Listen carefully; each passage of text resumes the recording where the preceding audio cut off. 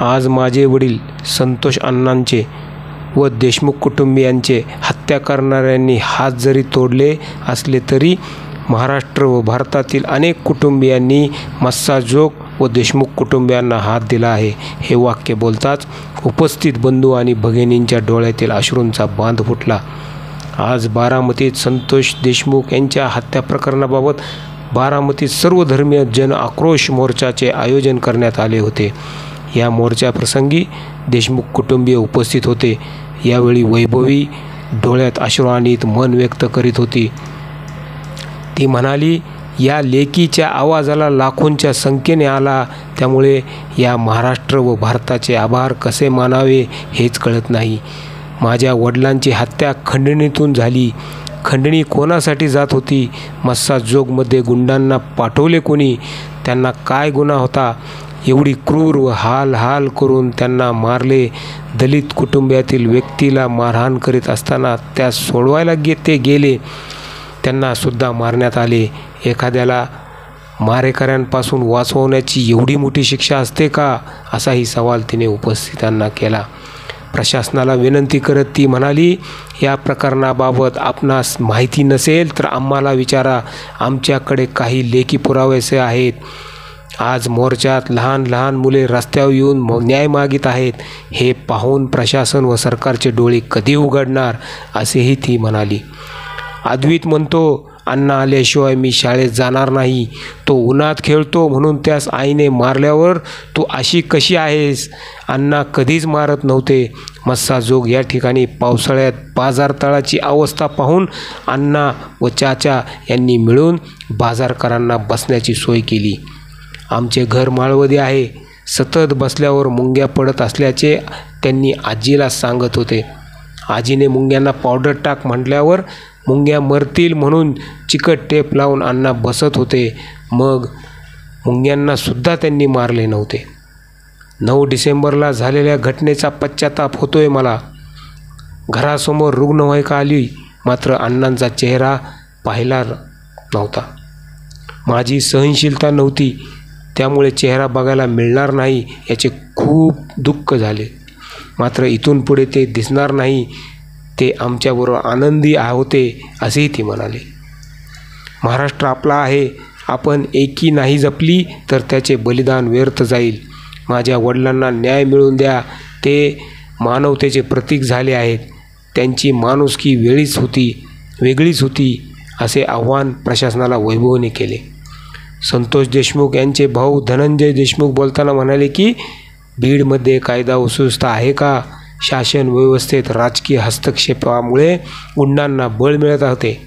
सर्वसामान्य समाजसेवा व गरीब कुटुंबातील व्यक्तीला निर्गुण हत्या होत असेल तर मुख्यमंत्री उपमुख्यमंत्र्यांना न्यायाची भीक मागतो असेही ते म्हणाले. 28 मे 2024 रोजी घटनेला सुरुवात झाली.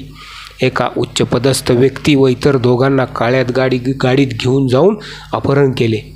खंडणीची मागणी केली. यावत पोलिसांनी काहीच केले नाही. दुसऱ्या दिवशी एकाच व्यक्तीचे नाव आहे. आरोपींना कळून चुकले. वाल्मिकी कराड या सूत्रधाराने आदेश दिले. 19 नोव्हेंबर 2024 रोजी खंडणी मागितली. त्यात गुन्हा दाखल झाला नाही. गुन्हा दाखल झाला असता तर पुढची घटना घडली नसती.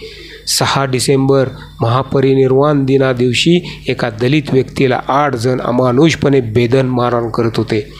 गावातील एका व्यक्तीने फोनद्वारे संतोष अण्णांना घटना सांगताच अण्णा तातडीने तिथे येऊन या लोकांच्या तावडीतून त्या व्यक्तीची सुटका केली. त्यावेळी अण्णांनाही या लोकांनी मारहाण केली. सदरचा पीडित व्यक्ती दुपारी 1 वाजल्यापासून ते रात्री 9 वाजेपर्यंत गुन्हा दाखल करण्यासाठी पोलीस स्टेशनला बसून होता. त्याचा गुन्हा दाखल करण्यात आला नाही. ही खूप खेदाची बाब आहे. आरोपी सांगते ते बीडमध्ये घडत आहे. त्या दिवशी ॲट्रॉसिटी ॲक्टनुसार गुन्हा दाखल केला असता तर पुढील घटना घडली नसती. बीडमध्ये भीतियुक्त वातावरण व भयानक अवस्था आहे. गुन्हेगारी वाढलेली आहे. 18 पकड जातीने मला व आमच्या कुटुंबियांना साथ दिली, त्यामुळे आम्ही दुःखातून सावरलो असेही धनंजय देशमुख यांनी पत्रकारांशी संवाद साधताना सांगितले. शिव, शाहू फुले व आंबेडकरांची विचारधारा आहे, त्यामुळे कायदेशीर मार्गाने न्याय मागू असेही ते शेवटी म्हणाले. जनआक्रोश मोर्चामुळे संपूर्ण बारामतीत कडकडीत बंद होती. पोलिसांनी चोख बंदोबस्त लावलेला होता.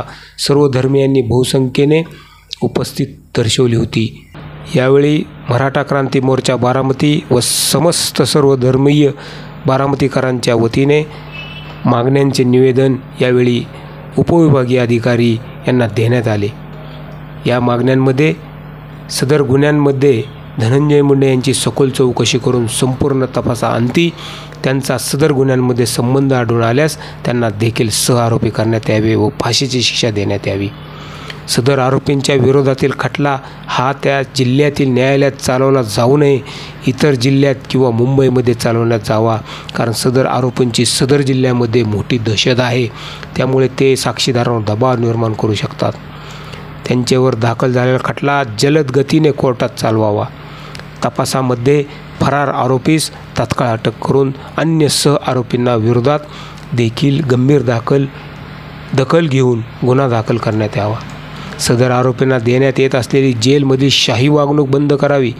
सदर गुन्ह्यात अटक असलेल्या गुन्हेगारांना त्या जिल्ह्यामध्ये न ठेवता दुसऱ्या जिल्हा कारागृहामध्ये ठेवावे, जेणेकरून गुन्हेगार स्वतःचे गुन्हेगारी साम्राज्य चालवू शकणार नाहीत.